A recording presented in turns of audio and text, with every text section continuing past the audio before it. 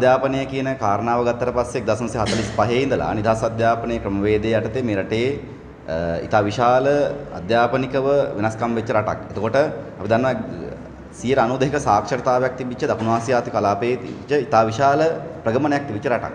හැබැයි 1977 ආණ්ඩුව වෙනස් වීමත් එක්ක මේ අධ්‍යාපනය සඳහා 77 106ක් වෙන් කරපු අධ්‍යාපන වැය ශීර්ෂය වෙනස් වෙනවා. 78 වෙනකොට 4.1ක් විදියට. ඕක දිගින් දිගටම පල්ලෙහාට ඇවිල්ලා 1981 දී මේක 2.3ක් බවට පත් වෙනවා. එතකොට අපි දන්නවා 1981 ඉඳලා 2017ක් එක්සත් ජාතික පක්ෂ ආණ්ඩුවක් තිබුණා. ඒ කියන්නේ ආණ්ඩුව යටතේ රනිල් වික්‍රමසිංහ මහත්තයා අධ්‍යාපන ඇමති වෙලා හිටියේ. එතකොට දිගින් දිගටම අධ්‍යාපන වැය ශීර්ෂය කප්පාදු වීමක් සිද්ධ වුණා. ඊට අමතරව ඒක 1994 දී නැවත 3.6ක් බවටත් නැවත මම ළඟම උදාහරණ ගත්තොත් 2019 දී 1.9ක් බවට පල්ලෙහාට වහිනවා. 2021 වර්ෂය වෙනකොට 0.95ක් දක්වා අධ්‍යාපන වැය ශීර්ෂය පහළ බැහැලා තියෙනවා.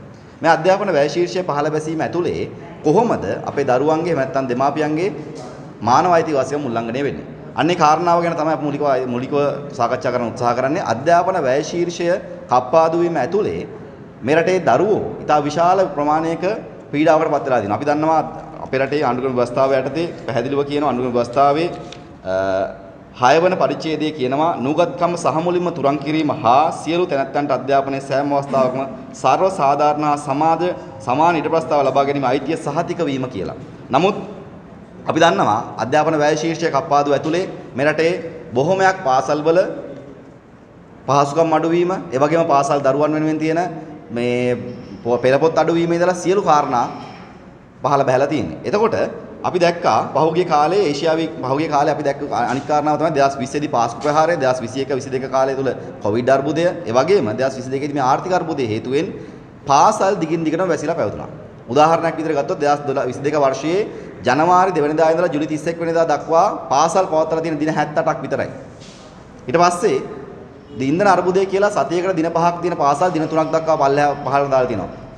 අධ්‍යාපන ශාස්ත්‍රයට සම්බන්ධ වෘත්තීය සමිතිය දිගින් දිගටම කිව්වා ඉන්ධන අර්බුදයට ප්‍රතික්‍රියාවක් හොයමින් ගුරුවරුන්ට ශිෂ්‍යයින්ට ළඟා විය හැකි ප්‍රවේශයන් ලබා දෙමින් මේ සඳහා දරුවන්ගේ පාසල් කාලය අඩු කිරීම නෙමෙයි පාසල් කාලය නිවැරදිව පවත්වාගෙන යන්න කියලා දිගින් දිගටම යෝජනා ඉදිරිපත් කරා. හැබැයි මේ යෝජනා කිසිවකට මේ රටේ අධ්‍යාපන බලධාරීන් ක්‍රියාත්මක වුණේ නැහැ. ඒක තමයි මූලික ප්‍රශ්නේ. එතකොට මේකේ තියෙන කාරණාව තමයි ඉතා බරපතල කාරණාව. මේ වෙනකොට අපි කියනවා 100ට Save the Children කියන වාර්තාව අනුව 54.8ක් මේ රටේ දරුවන්ගේ 54.8ක් අධ්‍යාපන විතන්වීම සිද්ධ වෙලා තියෙනවා. ඒක බරපතල ප්‍රශ්නයක්. මොනියම් හෝ හේතුවක් නිසා අධ්‍යාපනය කඩාකප්පල් වීම තියෙනවා. මේක අපි නෙමෙයි කියන්නේ Save the Children කියන වාර්තාව. ඒ වාර්තාවේ පැහැදිලිව කියනවා 54.8ක් දරුවන් අධ්‍යාපනයෙන් විතන් වෙලා තියෙනවා කියලා. ඒ ප්‍රශ්නය හමුවේ ඊළඟට පහුගිය කාරණා ටිකේදීම ඒ කියන්නේ කොවිඩ් අර්බුදය, පාස්කු ප්‍රහාරය, ඒ වගේම මේ පහුගිය කාලේ ආර්ථික අර්බුදය මේ සියල්ලේදී ඔන්ලයින් අධ්‍යාපනය තමයි ප්‍රමුඛ අධ්‍යාපනය උනේ. ඒ ඔන්ලයින් අධ්‍යාපනය ඇතුලේ ලර්න් ඒෂියා රිපෝට් එක පැහැදිලිව කියනවා 134කට විතරයි මේ රටේ දරුවන්ගෙන් 134කට විතරයි අධ්‍යාපනයේ අවකාශය තිබුණේ. 66ක් අධ්‍යාපනයෙන් විතන් කරපු ප්‍රශ්නයක් තියෙනවා. එතකොට දරුවන්ට අධ්‍යාපනයේ සම අවස්ථාව තියා අවම අවස්ථාවක් ලබා දීමක් කරන්න අපිට අසමත් වෙලා තියෙනවා. ඒක දරුවන්ගේ අධ්‍යාපනය සම්බන්ධයෙන් ගත්තට පස්සේ බරපතල අර්බුදයක්. ඒ නිසා බරපතල මේ පීඩාවක් ඒ වගේම මානව හිමිකම් උල්ලංඝනය කිරීමක්. ඒකෙන් පීඩාවටපත් වෙන්නේ දරුවන් විතරක් නෙමෙයි. අපි දන්නවා පහුගිය කාලේ භාණ්ඩ මිල ඉහළ යාම ආර්ථික අර්බුදය නිසා භාණ්ඩ මිල ඉහළ යාම නිසා දරුවන්ට පාසල් පොත් ලිපි ද්‍රව්‍ය ගන්න වීච්ච වියදම ඉතා විශාල ලෙස වැඩි වුණා. එතකොට දරුවන් පාසලට එවීම සඳහා ප්‍රශ්නයක් වෙලා තියෙනවා. ඒ වගේම අම්මලා තාත්තලා කන්න බොන්න දෙන්නේ නැති එකකින්ද මතක තියාගන්න අපි කාරණාවක් තියෙනවා 60කට දරුවන්ගෙන් 60කට දිවා ආහාරය ගේන්න බෑ. මේ රටේ දරුවන්ගෙන් 60කට දිවා ආහාරය ගේන්න බෑ.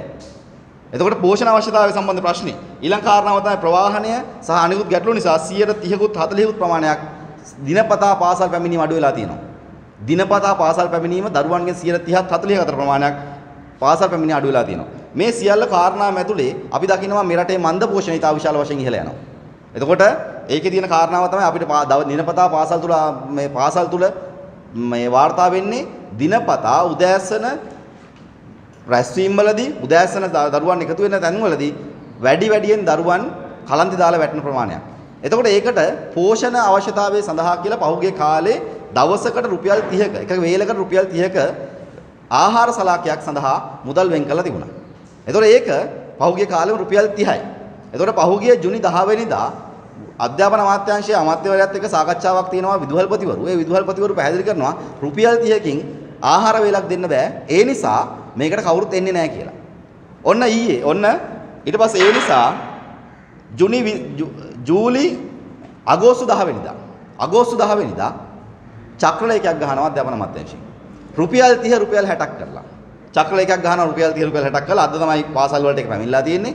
රුපියල් 60කට ආහාර වේලක් දෙන්න ඕනි. අන්නේ කාරණාවේදී අපිට එක ආහාර වේලක් කියන හාල් පිටි ඉන්දියාප්ප ලුණු බැදුමක් සහ බිත්තර කිරිහොදි සමග කෙසෙල් ගෙඩි එකක් හෝ වෙනත් ප්‍රදේශයේ සුලභ පළතුරක් මේක වේලකට දෙන්න ඕනි. බිත්තරයක් රුපියල් 60ක් වෙනවා. බිත්තරයක් රුපියල් 60ක් වෙනවා. එතකොට කොහොමද දරුවන්ට පෝෂණ අවශ්‍යතා සපුරන්න මේ කෑම වේල හොයාගන්න විදුහල්පතිවරුන්ට දෙන්නේ? ඒකේ විහිළු කාරණාව තමයි මේක මේ අවුරුද්දේ දෙන්නේ නැත්නම්. මේකේ ප්‍රධාන ප්‍රශ්නේ මෙන්න මෙතන තියෙන්නේ. රුපියල් 60ක් කියන කාරණාවට වඩා බලපත්‍ර ප්‍රශ්නේ තියෙන්නේ කිසියම් හෝ පාසලක් මේ වසරේ ක්‍රියාත්මක කරන්නේ නැත්නම් ලබන වසරේදී මුදල් ප්‍රතිවාදන වෙන් කරනු ලැබේ. රුපියල් 60කට දෙන්න කියලා මේ ගුරු විදුහල්පතිවරුන්ට මේක හොයාගන්න බැරි වුණොත් අනිවාර්යයෙන්ම සිද්ධ වෙනවා ලබන අවුරුද්දේ මේක නොදී ඉන්න. ඔන්න ඔය කාරණා ගොඩක් තියෙනවා මේ සියලු දේවල් ASCII. ආණ්ඩුව මොකද කරන්නේ?